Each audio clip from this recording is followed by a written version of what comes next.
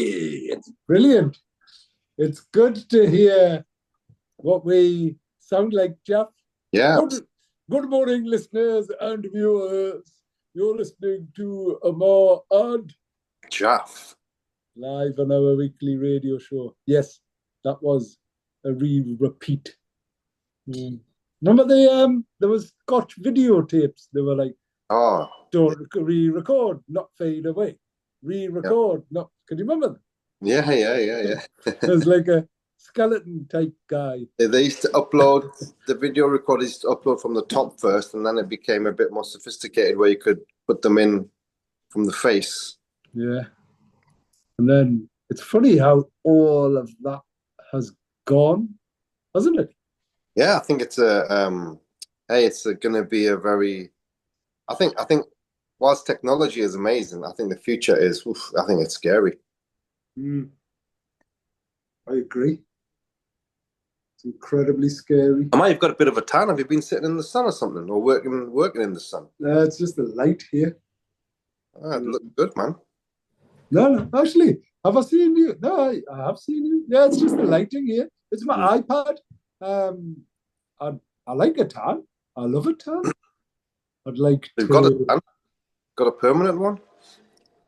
Yeah, no, but it's funny, right? Because everybody. Anyway, let's start the show. Good morning, listeners and viewers. You're listening to Ammar and Jalf, live on our weekly radio show right here on Spice FM. Each week we'll try and bring some views, news, and one or two clues from the business world.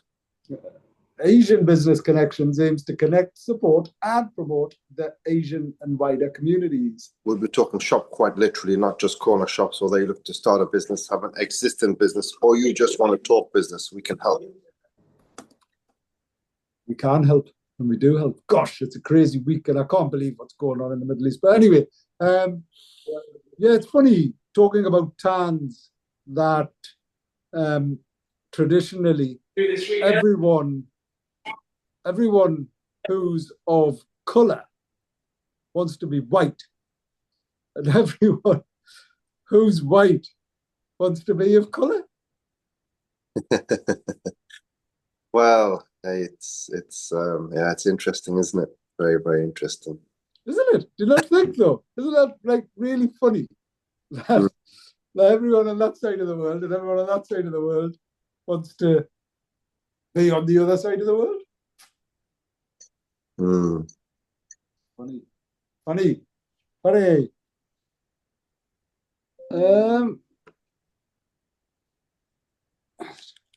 Get a signature from the place.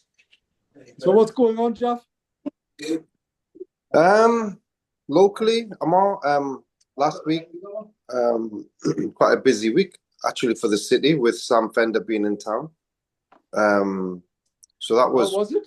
Yeah. Did you go? I didn't go, but I know lots of people that went to it, and they absolutely loved it. I think St James's Park was rocking, and great for the city. A lot of people came from out of town, which was really, really good.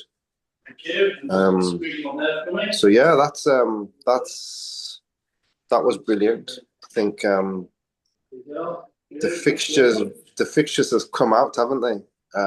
First match, Newcastle United. The first and the last match, but they haven't been kind to us. They have been kind to Sunderland.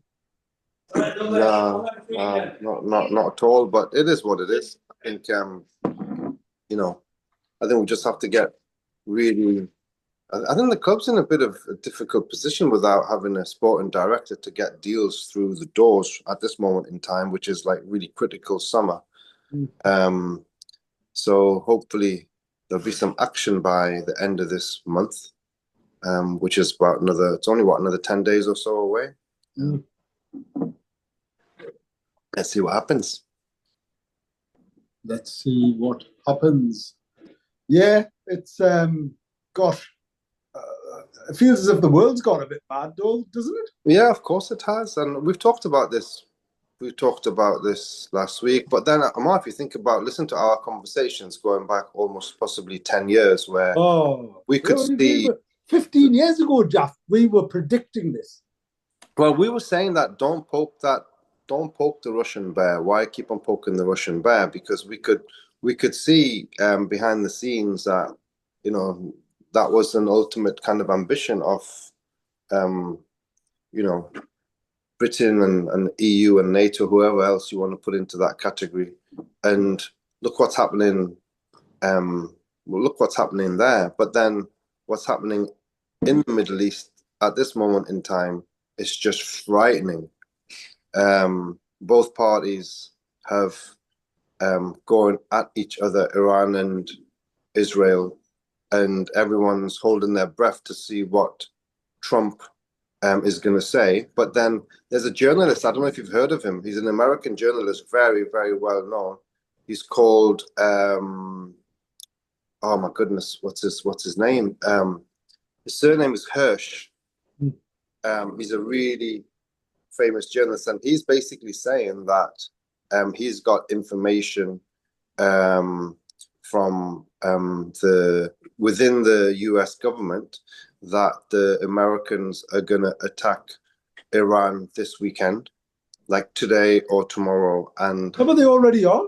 Yeah, but they're already assisting, but there's not been a direct attack with their missiles. Well, it is their missiles, but those missiles have been sold to Israel. But I think directly via their warplanes, and they think it could be a tactical nuclear weapon. And I think then they've talked about hitting the nuclear sites. But then Russia, they said yesterday that, well, be careful, because those sites were in partnership with them in building those nuclear sites, and we've got our people working in those sites. So don't dare hit that site, because you're going to be hitting our people. So I think it's obviously. What do you think happens? This is what I don't understand. What do world leaders think happens? Well, if you go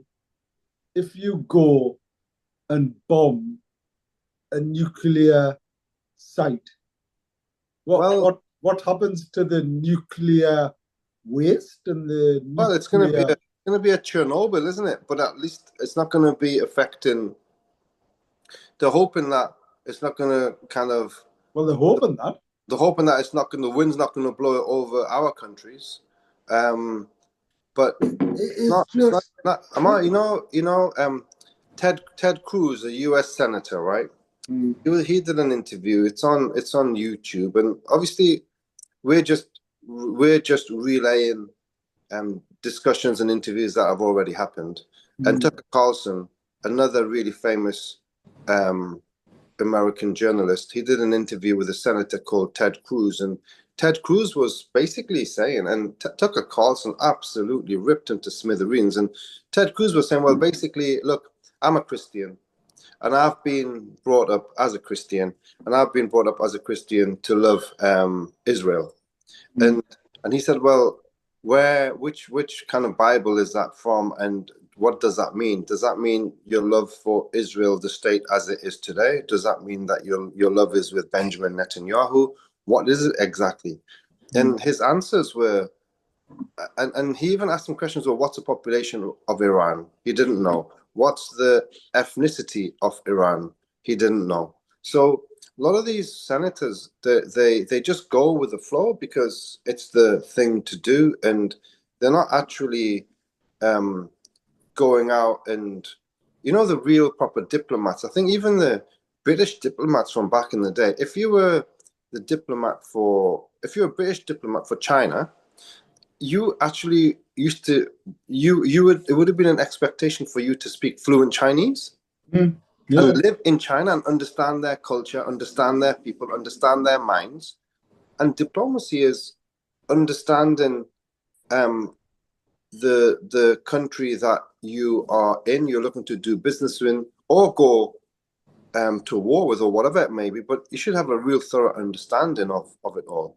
And they just don't have the thorough understanding. And it's all about the supremacy of, well, I'm a nuclear power. We have got the bombs, and we can do what we want ultimately. And I think might is right, I guess, and that's where we are going towards. But just very quickly, when you try and understand that area, and when you listen to some real experts, and the experts that you listen to, it must be from across a broad spectrum. It can't be just listening to the mainstream media, whether it be BBC or Sky News or whoever it may be, because you're going to get a one-sided understanding of this whole situation. So when you listen to other experts from around the world, who are real deep analysts, very, very reputable, then they talk about how this is the most, it could be the most catastrophic war that we experience in our lifetimes.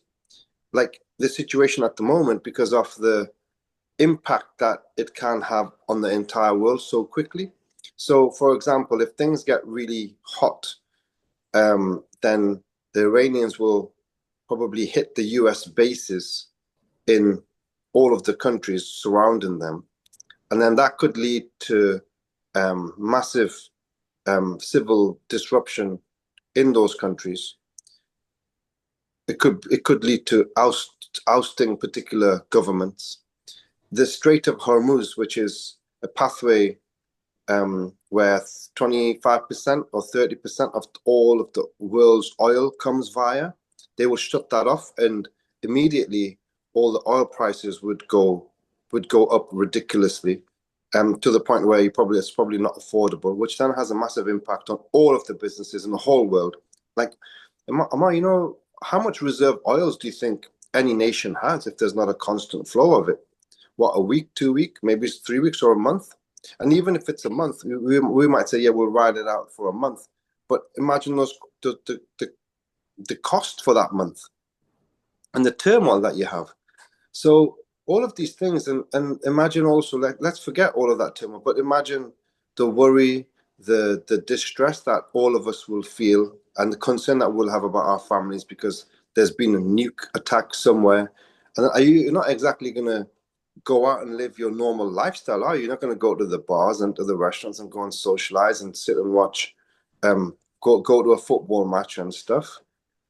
Life would be so drastically different in such a quick period of time. And our leaders, what are they actually doing to control the situation? But they're not, and that's But what everyone's. I mean, at the end of the day, right? If it's like the war, the international court, that if you're black or if you're a certain leader or despot or radical or whatever you want to describe or define, you know, if you get prosecuted for war crimes or international crimes or genocide or whatever it is, you know, everybody is like clapping their hands and saying, isn't that brilliant? Because the International Court of Justice is doing its job.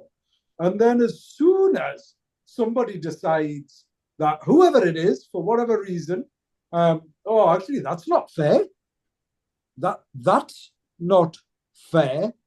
And that court says that person has, in the legal term, committed genocide. And you as a country, you as any country, have supported that leader to commit genocide, would, I think, and we're not talking about any particular country here, we're just, you know, sort of hypothesizing, and our listeners and viewers can pick up their own understanding. Well, I think it is not a hypothesis. But anyway, sorry, let me finish this point. The countries are all complicit.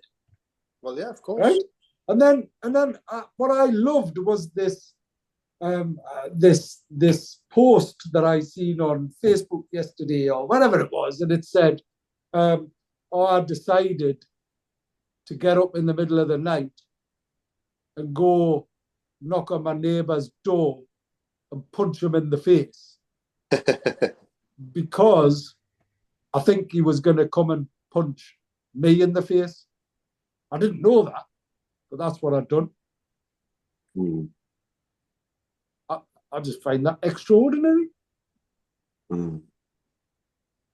It's a sad state of affairs. So coming back to business, because this is show about business, and it's a business show, and it's called Show Business. But the challenge we have is, as we've seen, immediately the price of fuel has shot up. And, some of the alleged comments, which sounded very much like our President Donald Trump, were played on Radio 4 this morning. And 3 years ago, as part of his debate, he was like, blow up the oil. Blow up the oil. And obviously, it would help so many other states that have oil if Iran didn't have oil. Mm. Wouldn't it? Mm-hmm. I just find it extraordinary. The world's just full of bullies. But if they do that, and at the end of the day, but they've got weapons that they can blow up all the other oil refineries in the Middle East. And that wouldn't be a bad thing for America neither, because they've got lots of oil, but Europe hasn't. Mm.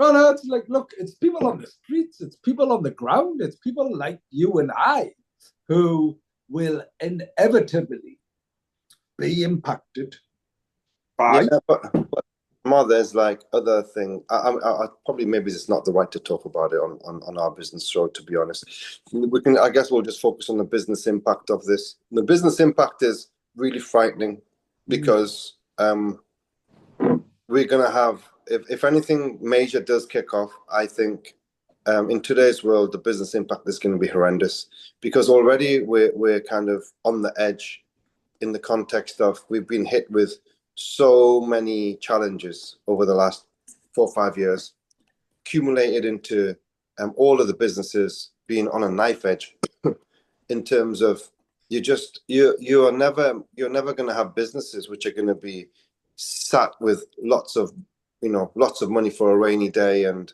lots of securities, because everyone's just your revenue comes in, you pay the bills, and I mean, how many businesses are going to have huge amounts of profit just sat there in reserves? Not many. So you're on the edge. So if things start to be impacted by 5%, 10%, 20%, then I think the challenges for a lot of businesses are just going to be compounded.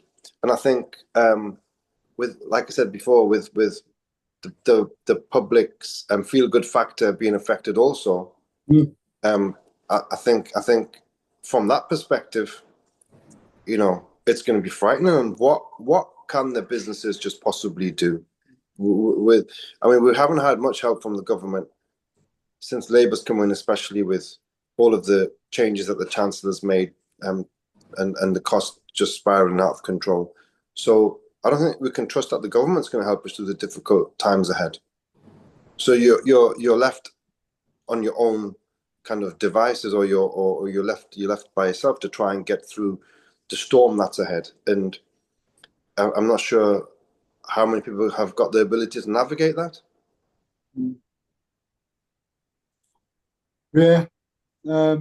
So as a summary and as a consideration around the potential impacts of the war, it's interesting that it's not classed as a war. I don't know what else it is. I thought, Ammar, sorry, just quickly, I thought that if you were to attack a country, were you not supposed to go to the UN and ask for permission? Well, look. So if even the decisions that are being made, even the decisions that were being made, the senators in the Senate within America aren't in agreement. If you went to vote on whether the president of America should go and get involved in the Iran war, the vote wouldn't succeed. So is there not going to be a vote or anything? So is that all changed? He's the president. Woo! Well, okay, so do you know when the Iraq war all those years ago, and they were trying to pass it through the UN, and I think it was the French that opposed it, but they went and did it anyway. So I'm just wondering, why are we not in that type of a situation? So what is the meaning of the United Nations Security Council? Democracy. What is the meaning of the ICC as well, as you pointed out earlier on? Because if you're going to have double standards, so then you might as well just close down that. You might as well just close down that organization, right? How dare you say there's double standards? But I'm just saying, what's the point of it? Is there any point of having the ICC then if it doesn't? No, it's only for certain people, so it's fair enough. It's like anything, the haves and the have-nots, and we're now talking about, look, power corrupts, and absolute power corrupts, absolutely. Right. So if you've got power, it sadly corrupts people, and if you have absolute power, it absolutely corrupts you. It shouldn't, but sadly, it's just so sad. Yeah, it is really frightening to see, as you made just on that point. I mean, the leaders, they're the ones that have the world in their hands, and for them not to universally get together for the best interest of humanity, as opposed to the best interest for their own personal needs or their friends or their peers or their sponsors. And then later on, it's their country. But there's so many other people ahead of the kind of country itself that you have to look after and keep happy. Crazy, isn't it? Yep. It is so crazy. Anyway, here's a quick summary. It's a business show. So energy costs and supply chain pressures, the northeast of England. So explicitly to us here in the northeast, if you're a business, the northeast is heavily reliant on global energy markets, especially for manufacturing and logistics. The impact: oil prices often spike during Middle East conflicts. As a result, fuel, transportation, and production costs increase, hitting SMEs and exporters hard.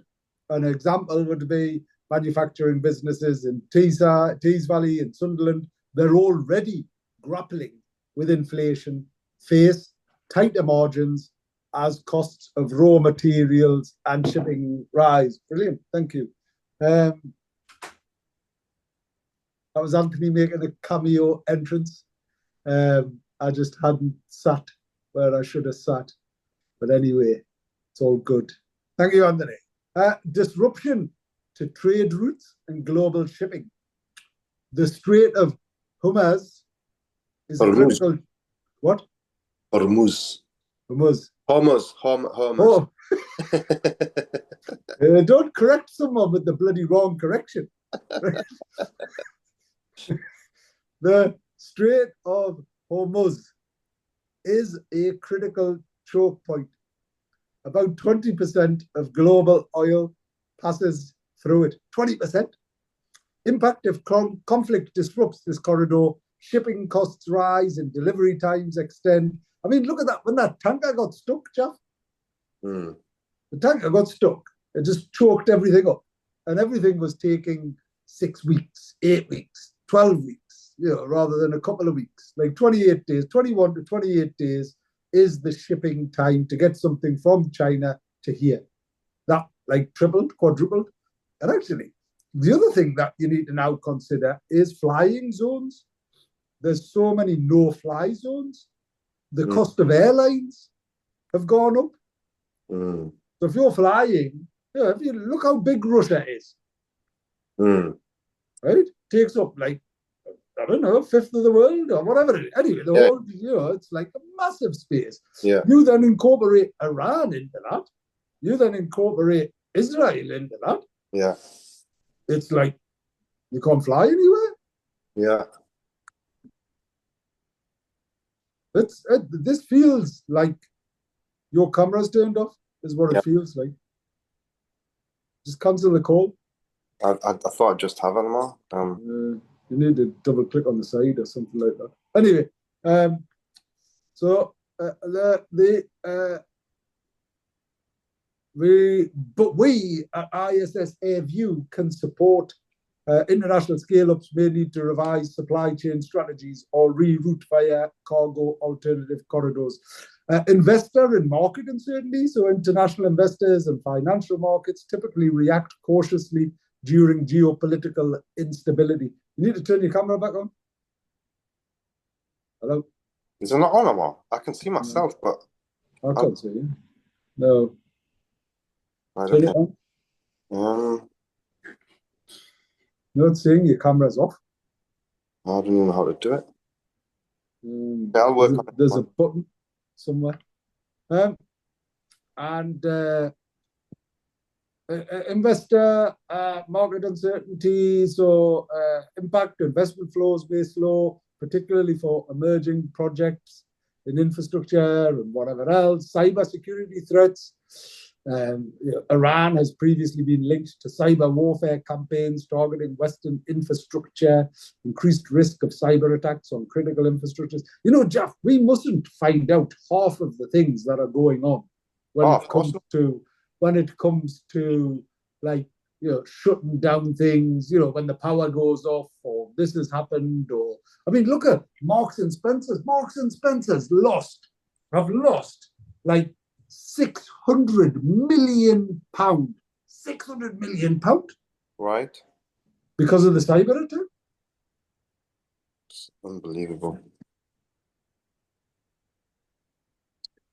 Mad, isn't it?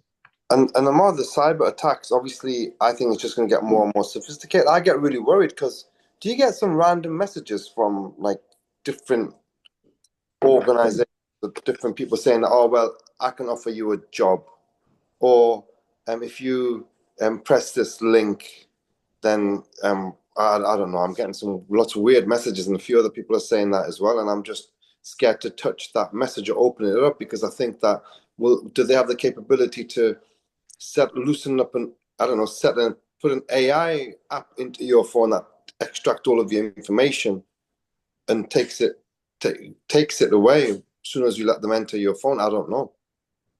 Simple answer is yes. Try to find a nice angle because it's a beautiful outside. The simple answer is yes. They are classed as phishing emails. They are officially categorized as, right. And they do in fact contain malware as it's technically described, and you can see the blue skies. Nice. Beautiful. Beautiful. So yeah, don't click on those links. And they have already become sophisticated. So these type of things are the ones that bring down systems, bring down companies. If you think about anyone who's relied upon technology, right, which is pretty much everybody is relying on some form of technology. Well, yeah, of course. Without it, you can't function in society. So it's, you know, as a consequence, we are at risk, and it's always the weakest link. So, you know, oh, here's a job, here's HMRC. You know, I regularly get emails like from HMRC telling me that I've got like a refund. I'm thinking, you know, they just don't do that. And then, that can't be them. That's definitely a scam. But some people would fall for it, and they do. Do you know how much was lost as a consequence of cybersecurity issues? Have a guess. Got no idea. It is the biggest crime. How much did the UK lose to cyber crime and fraud in the last 6 months?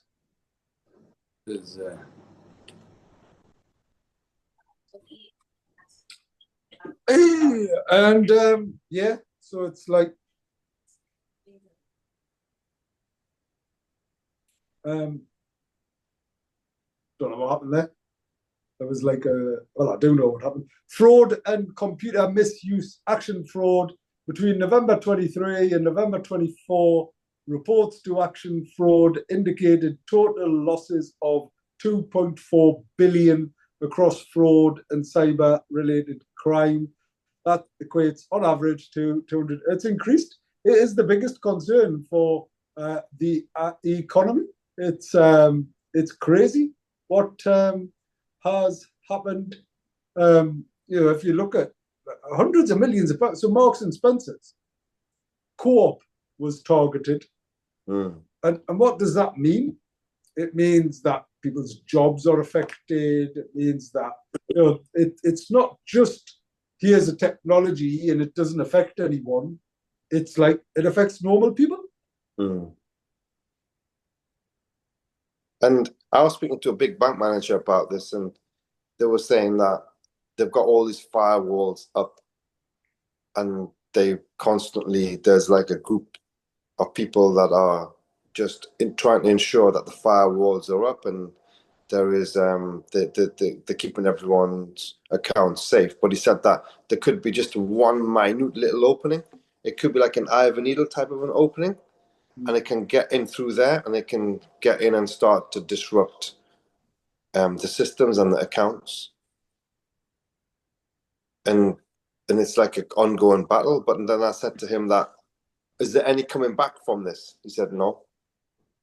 He said, there's no coming back from technology in the way that it's all kind of moving. It's going to get to the endpoint that it wants to get to, where everything is just, electronic. There's no cash. There's like, even in the future, there's not going to be any keys for doors and A, B, C, and D. It's just all going to be just crazy. It is, and it is. It's very much around that. It's like a case of,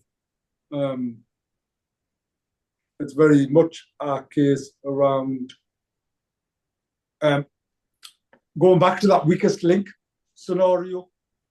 Yeah. So hot. It is so hot, isn't it? Yeah, it's well, must be a bit hotter where you are at the moment, but then you probably, because you're right right in front of the sun with the glass next to it as well. I think that's why I'm getting a tan.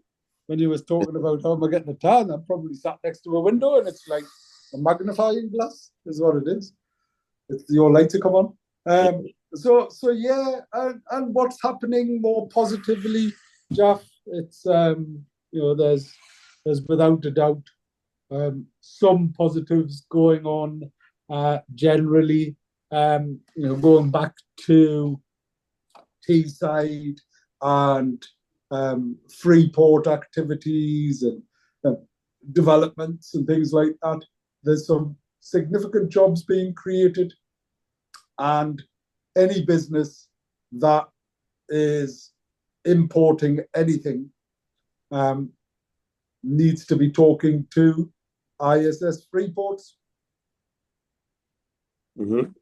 Like anybody is what they need to do, because the support and the opportunity there is so big.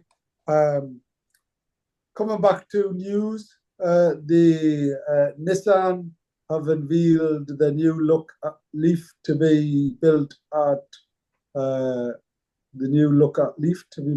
Sunderland plant. I don't know whether that's proper England or not, but Nissan unveils new UK-built Leaf as part of EV manufacturing push. Jeff, you had an electric vehicle, didn't you? No. I thought someone had a Toucan or something like that. Was that? No, someone on our street, but I think it fries your certain parts of your body. So electric vehicle. Yeah, electric vehicles. Yeah, the fries. Seriously. Yeah, it's like an electric. It's like sitting in a phone charger. The electric conducts all around the car, and you're just sat in there. You think that it's cool, but I prefer the mechanical vehicles myself. Yeah, so I've got a hybrid. is what I've got. Mm. And I actually quite enjoy it. I've had it since March, and I've been to the petrol station twice Really? since How, March. how mad is that, man? That's crazy. And So, I've so and I've been to Liverpool and back.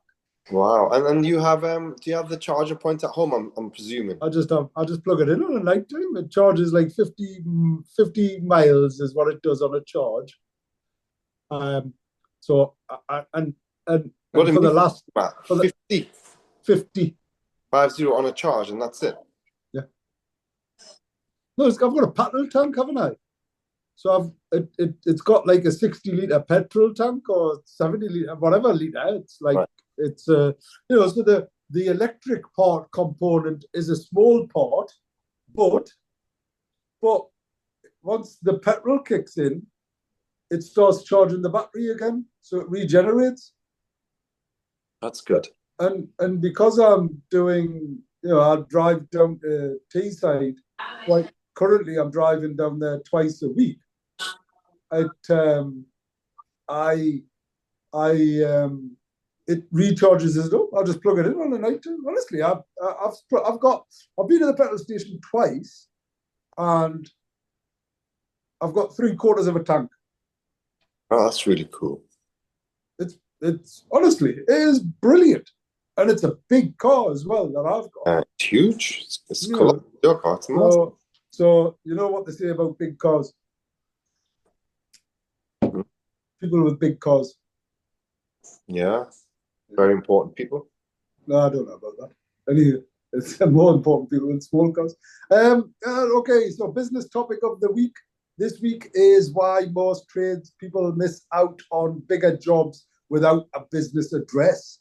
So if you're running your own trade business, takes skill, effort, and reputation, all built over time through word of mouth and reliable work. But in today's digital world, first impressions often happen before you even speak to a client. One small but important detail can shape that first impression, your business address. So does your address reflect your work? It can look unprofessional if you live at home. It might limit your chances of bigger contracts. Your privacy could be at risk. So think about why you need a dedicated business address. It gives you credibility, reassurance, separation, compliance is what it does. And so sneak peek at what's coming from the inclusion by default report. So for the last year, there has been a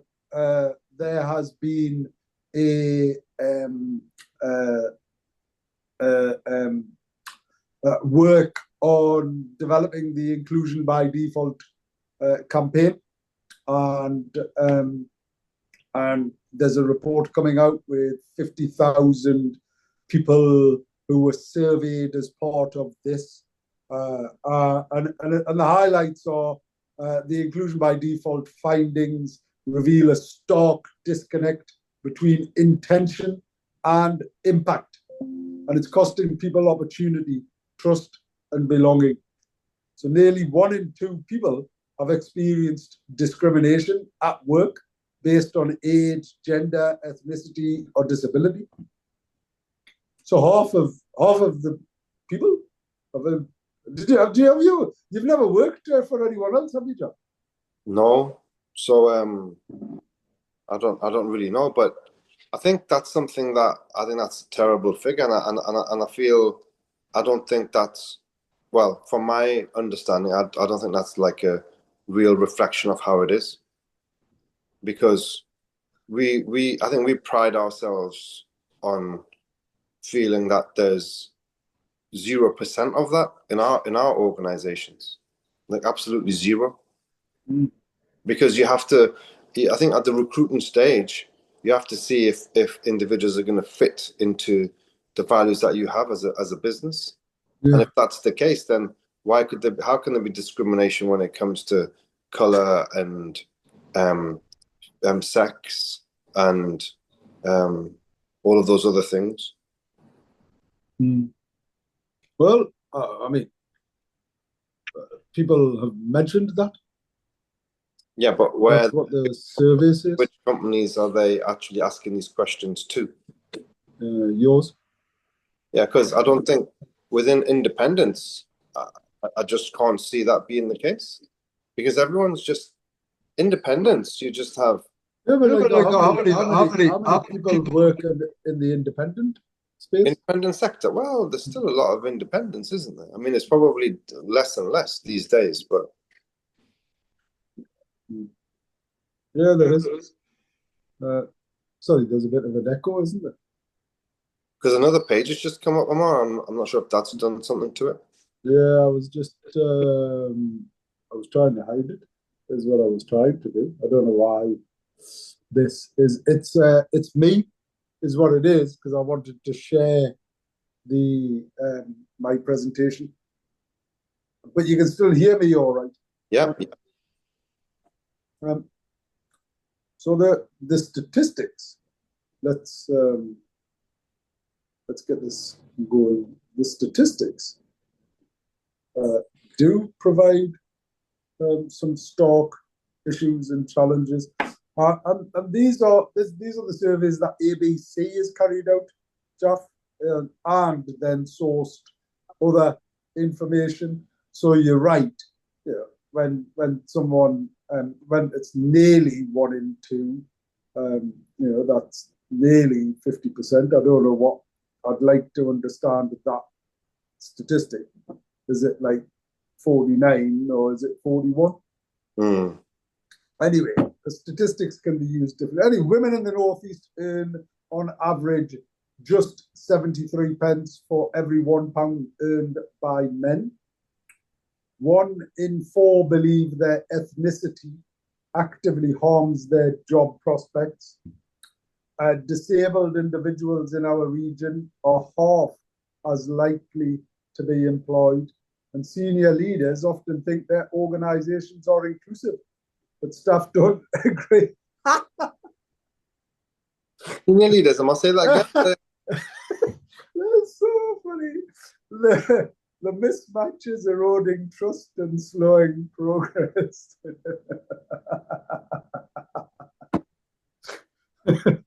That is really funny. That is really funny. Anyway, I seem to have lost my my phone somewhere, because I'm hoping that Jamie's listening. Oh, here it is. It's in my lap. So anyway, the inclusion by default campaign, it's not just about inequality, it's barrier to growth, innovation, and well-being. The data is clear. Inclusion can't be performative. It must be, is what it says. Yesterday, we held a vigil which Amit had kindly organised, is what he had, Jeff, at the Civic Centre, where everyone had come together for the Air India crash. Oh yes, how was that, Ammar? Yeah, it was sad, obviously, but it was incredibly powerful, is what it was. So it was a really big deal, and I'm glad we done something, and the great thing about it was the fact that every faith was there and represented.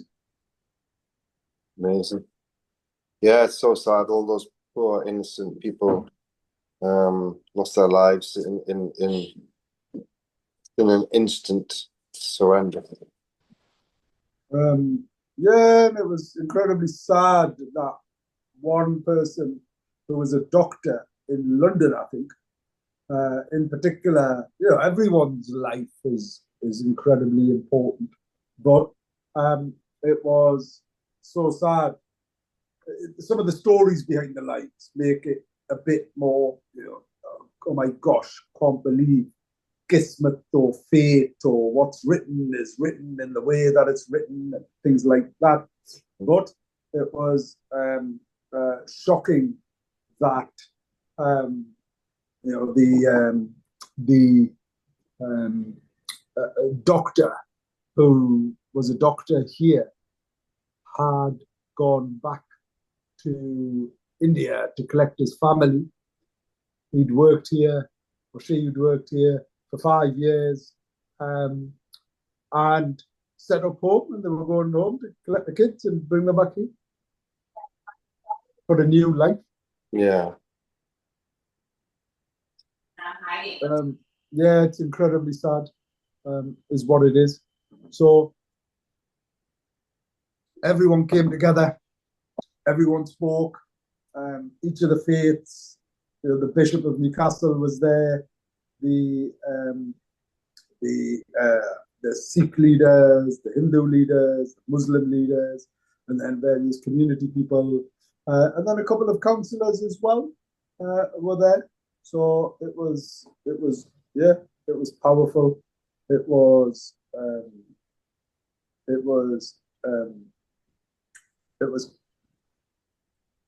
poignant, but it was so powerful from a perspective of the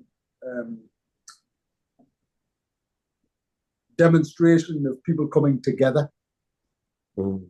It was a case of, isn't this a beautiful thing that in sorrow everyone comes together and understands that we all come from the same place and we all go the same place, wherever that is, or at least we come the same way and we go the same way. That's what's incredibly sad about, yes, we might dwell back on the world events and things like that. It's just so, so sad. How is anybody's life worth more than anybody else's? Mm. Well, who dictates that? Who decides that? That's not fair. That's not right. Oh, well, actually, our lives is worth 100 of yours, and our lives are worth 1,000 of yours. We're heading back to apartheid. We're heading back to a space and a place where colours will divide the world. I don't think it's well. I don't know if it's about color. No, I'm going to the baseline. I'm going to the bottom line. Jalf, if you're white, sadly, people will open up the doors. They'll welcome you here.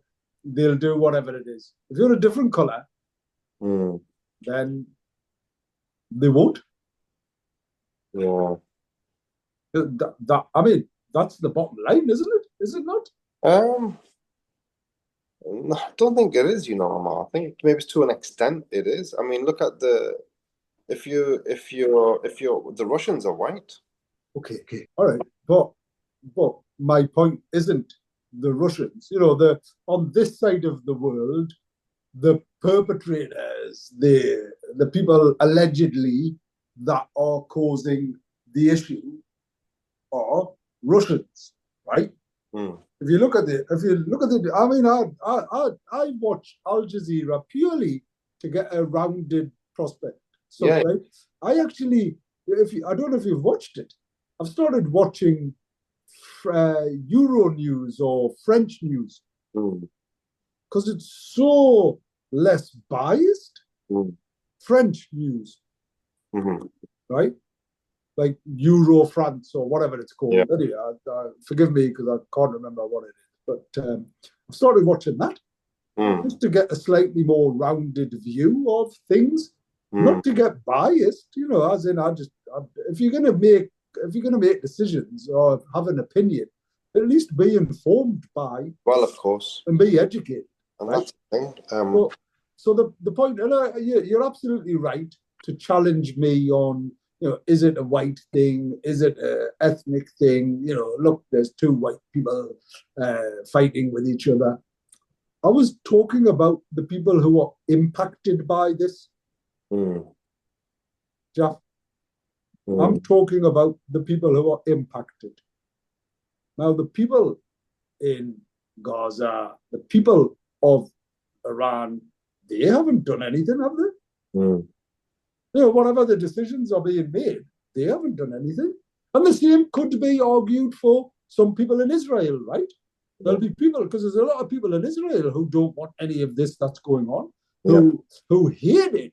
I mean, I loved listening to some of the people, even on news channels from Israel, Jewish people saying this is, we don't agree with whatever's going on and the way that it's going on. So there'll be people everywhere saying and doing that. And then all of a sudden, right, as a consequence of your whatever decision, you're being impacted by this. You've lost your house, right? Yeah. And I don't believe insurance pays out if there's an act of war. You've lost all your livelihood. You've lost your business. You've lost, like, what do? You become desolate. You become desperate. And my point around this is, sadly, whether you're a Ukrainian national or if you're a Russian national or whatever it is, Europe for its reasons have sided with Ukraine because it's a European country or whatever, that type of thing. So Europe and the Western world have sided with Ukraine. And what happened? Well, there was absolute support for anyone who had been impacted. And we're now hitting people like with sticks who are trying to come here on a boat who are impacted. Unfortunately, it's a very, very sad world that we live in. We've just got a few minutes left. I just hope that next summer, I feel as though it's going to be a frightening weekend. Just hope that next week the world isn't any drastically different to what it is this week. We'll do our radio show here again in the same space, same time. It'll be interesting to see what kind of world we live in. Yeah, no, you're absolutely right. It is so sad. Anyway, get ready, please. If you are listening to us, you might. If you need to start something again, Jamie, if you tuned in, I don't know what's happened. John, where are you gone? Have I lost you again? I'm still here. Are you? All right. There's someone else has joined again. Someone else has joined on top of. Not too sure. Spice FM, I think they've just put a message out that we've got 30 seconds left. All right. Wonderful. Yeah, get ready for the news. Go to the news in 10 seconds, please, Jamie, if you're listening. Anyway, it's whatever you're doing, look after yourself, be safe, be happy, and continue doing all you can for one another, your family, your friends. It's the people in your world that are incredibly important. And pray for those, regardless of who and wherever, who are impacted. Absolutely. Share love, not war. Yeah. Peace. Until next week, it's goodbye from me. And goodbye from me.